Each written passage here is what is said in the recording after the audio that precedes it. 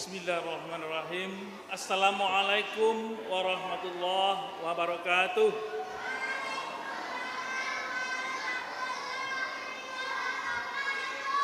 Alhamdulillahirabbil alamin.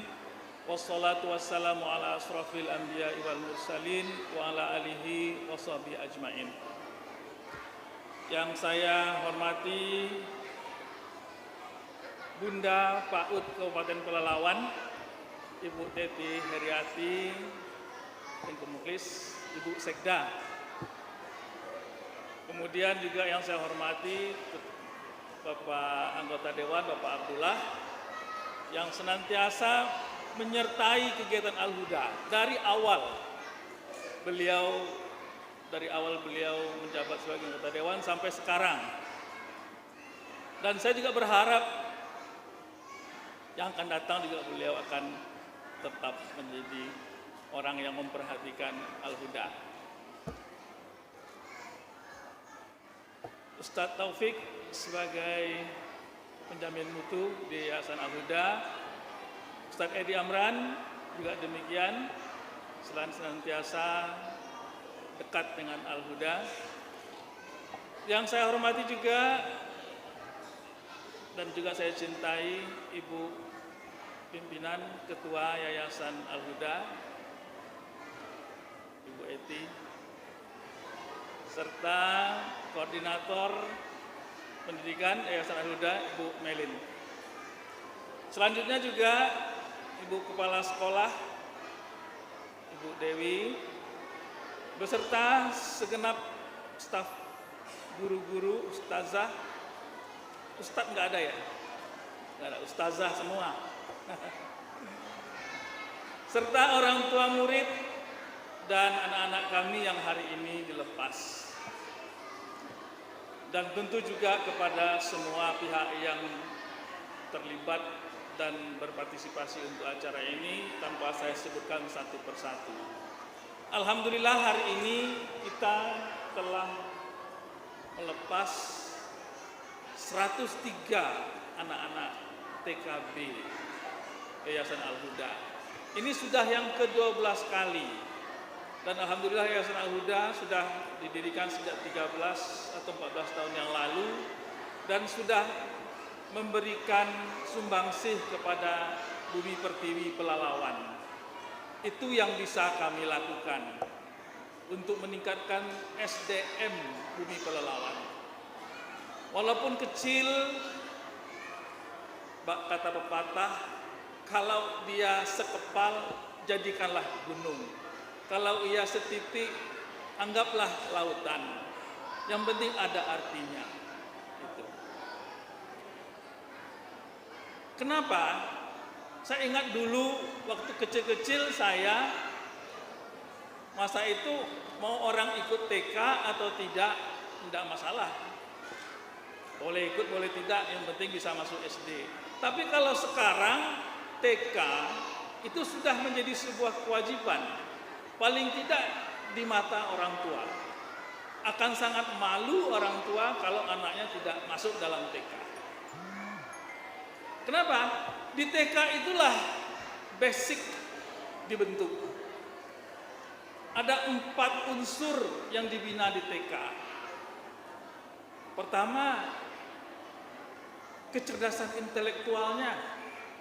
Anak diajar tahu tentang benda-benda, diajar tahu tentang alam. Yang kedua, kecerdasan emosionalnya diasah sehingga anak bisa merasakan perasaan orang lain. Ketiga, apa? Kecerdasan spiritualnya. Anak-anak tahu siapa yang menciptakan alam ini, siapa Tuhannya. 3, kecerdasan diberikan pada anak-anak TK sesuai dengan kemampuannya.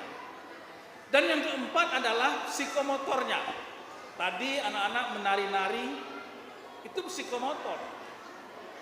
Kalau tidak di TK, mungkin anak-anak tidak ngerti bagaimana lenturnya tubuh untuk bisa menari, bagaimana kerasnya kalau dia harus bersilat.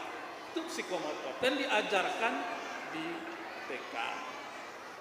Jadi Bapak Ibu yang saya muliakan, itulah filosofinya sekolah yang sangat dasar itu tadi.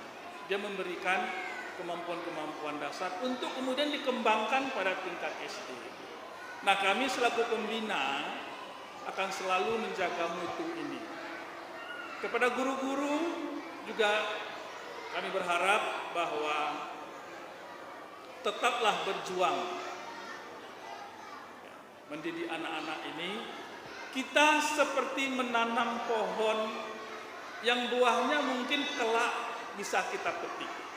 Entah itu kita masih hidup atau sudah mati, tapi yang pasti buah dari pohon yang kita tanam itu menjulur sampai ke surga, dan kita memetiknya ketika kita berada di surga nanti. Jadi jangan pernah kita merasa berat dan berkecil hati. Itulah esensi filosofinya kita sebagai pengajar. Dan ada satu hal lagi yang guru-guru sadari, bahwa di dalam mengajar sebenarnya dia juga sedang belajar. Kita tidak bisa pungkiri kemampuan guru-guru ini. Ketika sekian tahun dia sudah mengajar, maka dia berubah menjadi orang yang punya kemampuan vital. Saya ketika Ibu Dewi Rosinta tadi berpidato, saya terpana saya.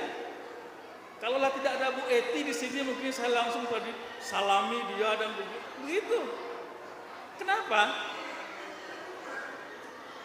Ketika 13 tahun yang lalu Bu Dewi Rosinta itu, saya tahu persis siapa dia dan bagaimana dia.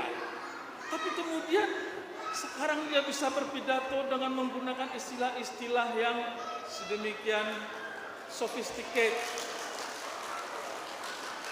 Itu kenapa? Karena 13 tahun dia mengajar, dan 13 tahun dia sambil mengajar itu dia tak sadar bahwa dia juga belajar. Itulah manusia.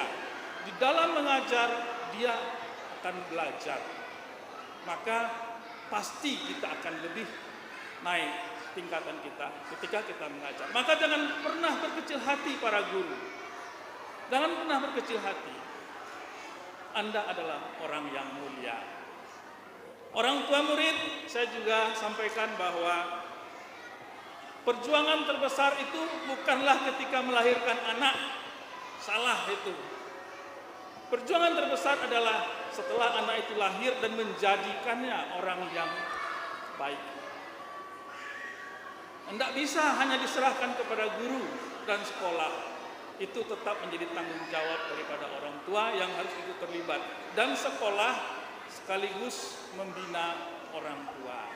Ini baru jalan semuanya. Demikianlah, nanti Ibu Teti Heriati marah kalau saya terlalu panjang berpidato. Saya akhiri dengan wassalamualaikum warahmatullahi wabarakatuh. Semoga kita bisa berbahagia dengan hasil yang sedikit ini.